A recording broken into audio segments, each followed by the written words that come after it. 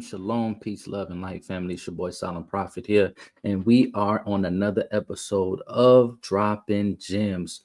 All praises to the Most High to be here again to give you guys another message. So we about to get right into it. Not going to take too long. I want to talk about the Pilate mindset. Okay, the Pilate mindset. Oftentimes, as believers, we find ourselves in situations where it could be easy to compromise our spiritual integrity, right? Especially those of us who are Torah observers, okay? Sometimes you might be in an environment where it's predominantly not Torah observant, even if you're amongst other believers. And so there might be certain subtle situations where you might feel influenced or pressured to conform to certain things that you know you wouldn't conform to. But I find a good message, a very good lesson within the scriptures from Pilate, actually, the governor, who actually gave the word to crucify Messiah. So, getting into the scriptures. All right, this is John chapter 19. This is where Pilate takes custody of the Messiah. And so it says, then Pilate, therefore, took Messiah and scourged him. And the soldiers platted a crown of thorns and put it on his head. And they put on him a purple robe and said, Hail, King of the Jews. And they smote him with their hands. Pilate therefore went forth again and saith unto them, Behold, I bring him forth to you, that ye may know that I find no fault in him. Then came Messiah forth, wearing the crown of thorns and the purple robe. And Pilate saith unto them, Behold the man. Because, you got to imagine the scenery here. You have a crowd of people, right? Pilate is standing out, most likely on a balcony of some sort, because the Roman infrastructure, they love their balconies, especially for people of high status. And so he brings out the Messiah to present him to the crowd. And it says, when the chief priests, therefore, and officers saw him, they cried out, saying, Crucify him, crucify him. Pilate saith unto them, Take ye him and crucify him, for I find no fault in him. Again, Pilate is saying he finds no fault in the Messiah. He's questioned him, he's interrogated him, and we'll get more into it, but he makes it a point to continuously present the Messiah out to them, to push the issue that he finds no fault. The Jews answered him, We have a law, and by our law he ought to die, because he made himself the son of Elohim. When Pilate therefore heard that saying, he was the more afraid. So it said that Pilate was afraid. Pilate was scared, and I'll get to why he was afraid. And went again into the judgment hall, and saith unto the Messiah, Whence art thou? But Messiah gave him no answer. Then saith Pilate unto him, Speakest thou not unto me? Knowest thou that I have power to crucify thee, and have power to release thee? Messiah answered, Thou couldst have no power at all against me, except it were given thee from above.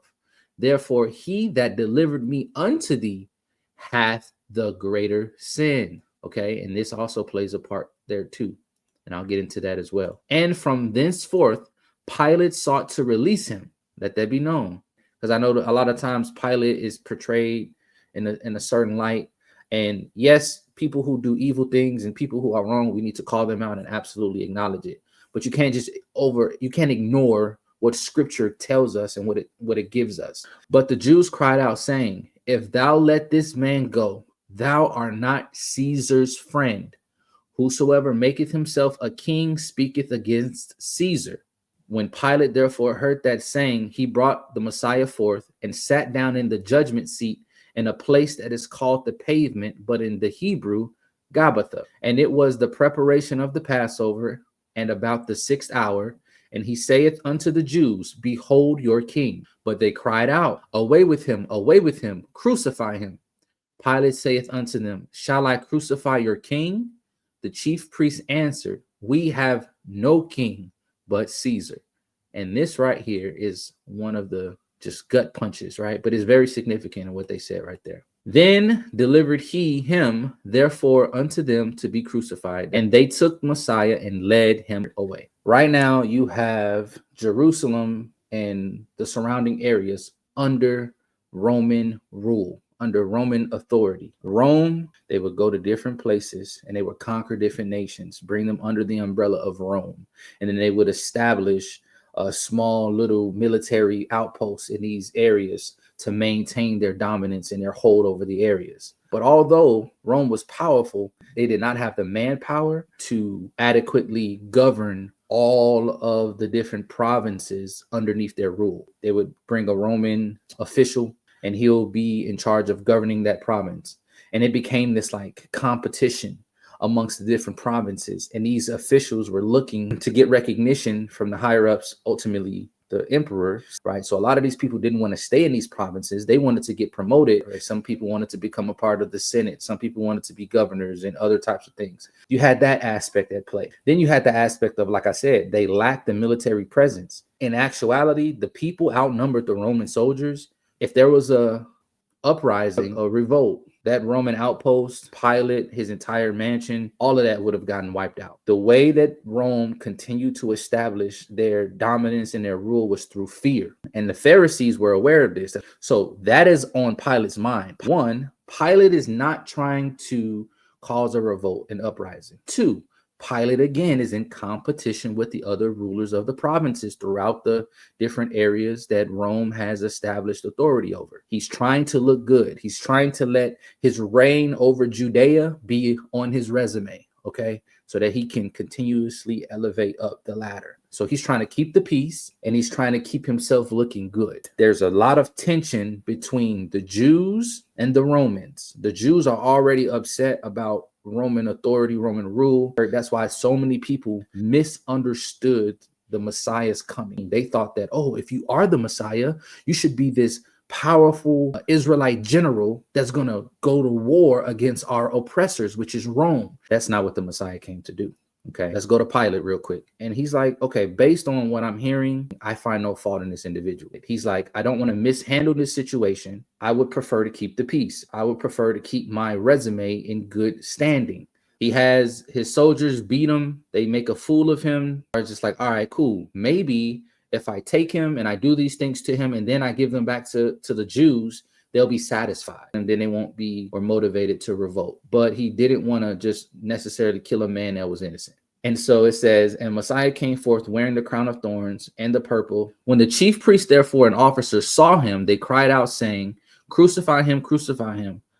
Pilate saith unto them, take ye him, like you take him and crucify him. I find no fault. If you want him dead that badly, then you guys do it. And of course, the Jews did not want to get their hands dirty. The Jews answered him, we have a law, and by our law, he ought to die, because he made himself the son of Elohim. Now, when they said that he claimed to be the son of Elohim, that's what raised Pilate's, antennas, right? It says, when Pilate therefore heard that saying, he was the more afraid. He's like, oh man, this is bigger than I thought it was going to be. I have to handle this situation carefully. So he brought Messiah back into the judgment hall and tried to question him again. And he says, whence art thou? But Messiah gave him no answer. So he's like he's pulling teeth to try to get the Messiah to say anything. But Messiah didn't give him that satisfaction. Then saith Pilate unto him, speak thou not unto me? Like, you don't want to speak to me, do you? And he's like, basically, don't you know that I have the power to either kill you or let you go? Like, don't you know that? You should speak to me. You should answer my questions. And what Messiah said, Messiah basically told him, you don't have any power against me. You have no power over me other than the power that's been given to you. Therefore, the people that handed me over to you, they actually take on the greater sin. So when he heard that, he was like, man, somebody who guilty this is not how a guilty person talks. It says, when Pilate therefore heard that saying, he brought Messiah forth again. And from thenceforth, Pilate sought to release him. But the Jews cried out, saying, if thou let this man go, thou art not Caesar's friend. Now, here we go. The upper echelon of the Jewish Sanhedrin. They knew once Rome established the leadership through the governor and the military powers, they had to form this, I don't want to call it an alliance, but it was a very loose situationship with the local community. And since a lot of the power and authority and the governance of the local community came from the temple, came from those who were the teachers of the law, they had to kind of get their buy-in. They had a certain level of authority, or I won't even say authority, I would just say leverage. And they were playing on that. And so by saying this, they're inciting him. They know Pilate is already being pressured enough. And if Pilate is rumored to have sided with the Jew or is rumored to have done anything against Caesar, not only can he lose his place or get demoted, he could be killed. When they're playing with words, but it's working. When Pilate therefore heard that saying, he brought Messiah forth and sat down in the judgment seat in a place that is called the pavement, but in Hebrew, Gabbatha. And it was the preparation of the Passover and about the 6th hour. And he said unto the Jews, behold your king. The way, even with all of this, he's trying to find a way to get the Messiah back out without having to crucify him. But they cried out, away with him, crucify him. Pilate saith unto them, shall I crucify your king? The chief priest answered, we have no king but Caesar. Again, I said I was going to hit on this. And of course, we know the Jews, they did not rock with Caesar. They didn't rock with Rome. But he said this specifically as a public declaration so that the witnesses around and those who would report back to Rome. So then it says he delivered them to be crucified, and they took the Messiah and led him away. So we see the history. We see what was going on. You see the mindset, right, of Pilate. Now, here's the thing. I know Pilate was not a follower of the Most High, but there's oftentimes where we find that same type of mindset, that same type of, I know what is the right thing to do, but I'm feeling pressure to go against the right thing to do. And I'm trying to find a loophole that's going to relinquish me from the accountability of upholding the truth. And like I said, I give an example. For those of us who observe the law, when we're around other people who don't, there could be pressure to conform to that. But we have to uphold our integrity no matter what. When you know what's right, do what's right. When you know what the Most High said in his word to do, how to conduct yourself, how to carry yourself, right? Do that. Do not succumb to the temptation. We must not be like Pilate. Pilate knew that this man was innocent. He interrogated him. He found no fault in him. He wanted to let him go. The scripture said he wanted to let him go. Pilate also knew the state of Judea, like the political climate. The Jews were oppressed. So you got all of that going on. But regardless, Pilate knew what was right. Now, obviously, all of this had to happen for prophecy to be fulfilled. But regardless, we shouldn't be like that, like Pilate. So when you find yourself in a situation where you're pressured or tempted to go against what you know is right, stand on your square, 10 toes down. You will be all the better for it. The Most High loves an obedient and diligent servant. Have a mindset of Job, of David. Have a mindset of Messiah. Let's not have a mindset of Pilate. But that's all I want to say. Thank you guys for listening. And until we see you guys again on Dropping Gems, shalom.